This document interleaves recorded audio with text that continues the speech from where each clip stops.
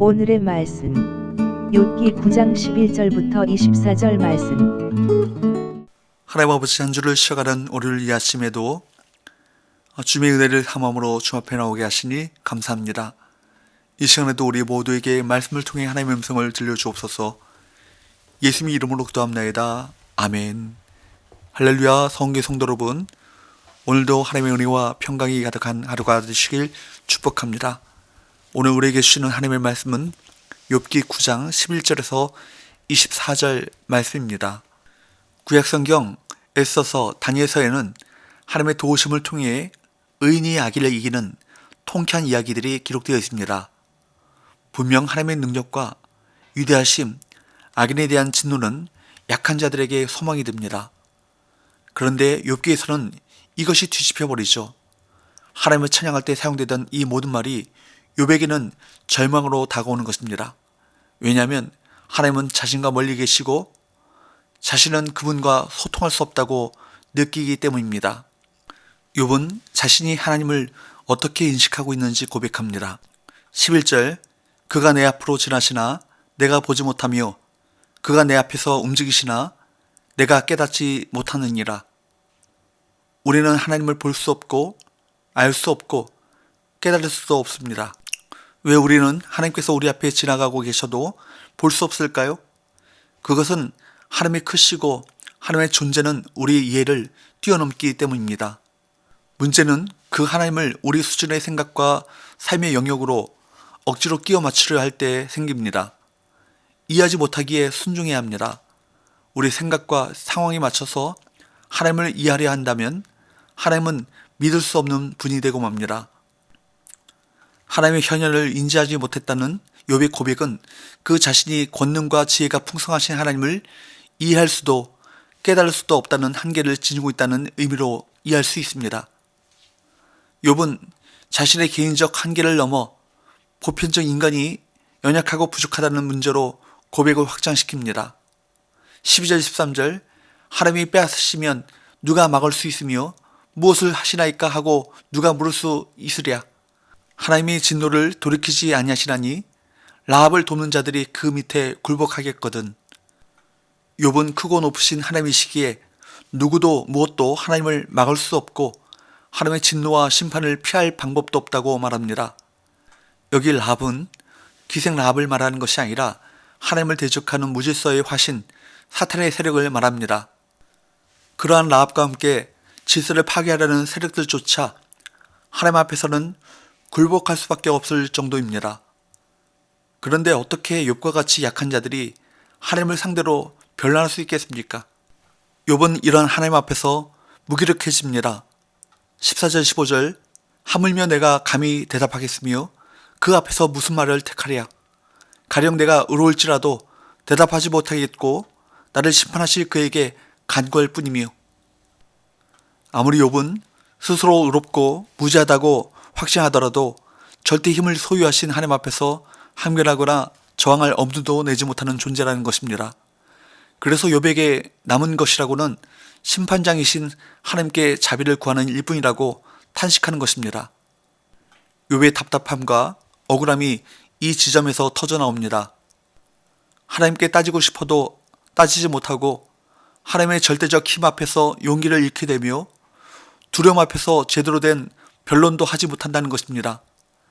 하나님의 이유 없는 심판과 징벌로 욥은 점점 무기력해지고 삶의 의미를 찾지 못하고 있습니다. 16절에서 욥은 비록 하나님께서 자신의 부름에 답변하셨을지라도 하나님께서 자신의 음성을 들으셨다고 믿지 않습니다. 17절에서 보듯이 욥은 하나님이 자신을 공격하시기 때문이라고 생각하기 때문입니다.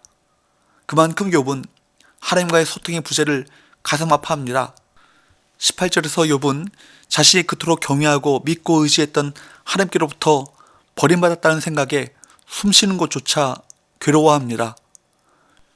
욥은 아무런 잘못도 없음에도 이유 없이 자신을 치시는 하나님을 이해할 수 없습니다.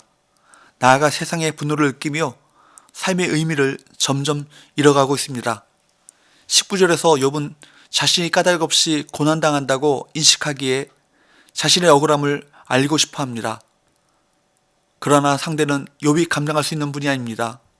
욥이 자신의 정당성을 설명하고 무죄를 선고받기 위해서는 하나님을 소원해야 합니다. 그러나 누가 세상을 창조하시고 능력과 지혜로 세상을 다스리시는 하나님을 소원할 수 있겠습니까? 그래서 욥은 다시 한번 절망하는 것입니다. 비록 욥의 소원이 이루어져 하나님을 재판장에 소환한다 할지라도 욥이 죄인으로 취급받는 것은 변하지 않을 것입니다. 욥이 의롭고 온전하다고 하더라도 하나님은 욥을 정죄하실 것이기 때문입니다. 여기 20절에서 욥의 입이 자신을 정죄한다고 하는 표현의 의미는 아마도 욥이 법정에서 아무리 자신을 변호하고 정당성을 입증하려고 애쓴다고 하더라도 하나님의 지혜와 힘 앞에서는 무력해질 수밖에 없다는 탄식일 것입니다. 즉 하나님은 가장 강하시고 가장 높은 심판자이시기에 인간이 아무리 온전하더라도 하나님 앞에서는 죄인일 뿐이라는 것입니다. 이 사실이 욥에게는 절망의 원인인 것입니다. 21절, 22절에서 보듯이 욥은 자신이 아무리 생명을 바쳐 온전하려 노력했더라도 온전한 자나 악한 자나 멸망하기는 마찬가지라고 생각했습니다. 온전하려는 우리의 노력에 대해 하나님은 별 관심이 없으시다는 말입니다.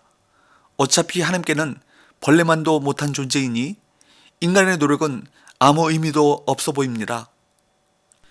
23절, 24절에서 욥은 의인이 사고로 죽음을 맞는 이유도 이 세상에 악이 존재하는 이유도 하나님께서 세상을 내버려 두시기 때문이 아니냐며 탄식을 이어갑니다. 말하자면 욥의 불만은 뭐예요? 하나님께서 의인과 악인을 동일하게 대우하신다는 것입니다. 이것은 달리 말하면 하나님께서 공의롭지 않다는 말이기도 합니다. 이는 욥 자신이 당한 현실, 즉 죄 없이 살고자 노력했는데 어째서 자신에게 이처럼 혹독한 재난을 내리시는가를 간접적으로 항변하면서 결코 이를 납득할 수 없다는 원망의 의미를 담고 있는 것입니다. 궁극적으로 욥은 자신의 의로움을 주장하기 위하여 하나님을 불의한 분으로 몰아붙이고 있는 것입니다. 결국 이것 때문에 하나님께로부터 엄중한 책망을 받고 회개하지 않으면 안 되었습니다. 욥은 분명 하나님 앞에서 정직하고 순전한 삶을 살기 위해 노력했습니다. 그리고 그렇게 의롭게 산다면 하나님께서 축복으로 갚으실 것이라고 생각했습니다. 그래야 하나님은 공의로우신 분이십니다. 하지만 그의 그러한 노력에도 불구하고 그에게 돌아온 것은 악인이나 당할 법한 재앙이었습니다. 그러므로 그는 하나님께서 의인과 악인을 동일하게 대우하신다는 결론에 이른 것입니다. 욥 역시 욥을 비난하는 친구들과 같이 인과응보의 원리에 따라 사고했던 것입니다. 많은 사람들이 이러한 현실 앞에 신앙의 의심을 품고 교회를 떠났거나 신앙에 대해 냉소적 태도를 취하기도 합니다. 그러나 여러분, 하나님은 우리가 알고 있는 대로 절대 공의로우신 분이십니다. 그분은 의인과 악인을 동일하게 대우하시지 않습니다. 그리고 중요한 사실은 하나님의 완전한 공의의 현실은 이 세상이 아니라 마지막 때의 하나님의 심판대 앞에서 실현된다는 것입니다.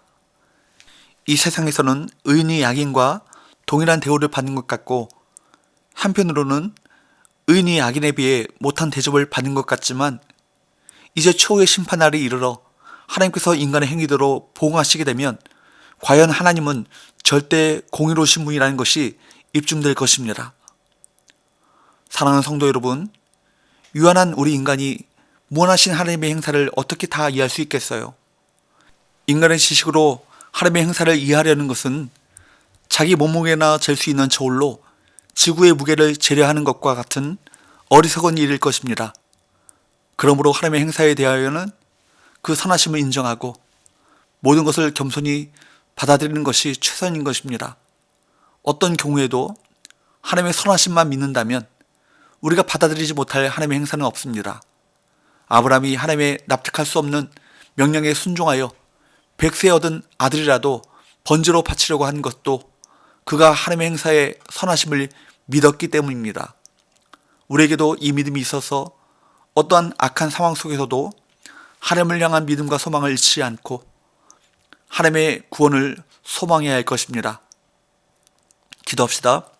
하나님 아버지, 욥과 같은 경건한 의인조차도 고난 속에서 하나님께 대한 소망이 무너지는 안타까운 모습을 보게 됩니다.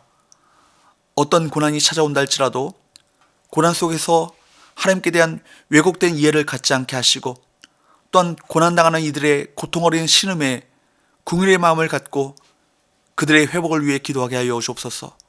예수님 이름으로 기도합나이다. 아멘.